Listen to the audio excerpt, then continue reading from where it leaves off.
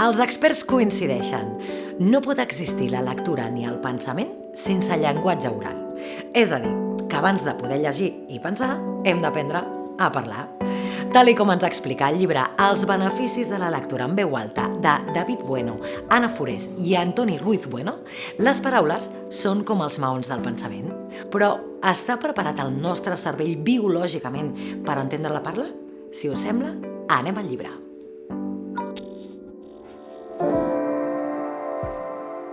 Una de les proves més clares de la rellevància del llenguatge oral és que el cervell humà disposa de xarxes específiques adaptades de forma biològica, innata, a aprendre'l, generar-lo i comprendre'l.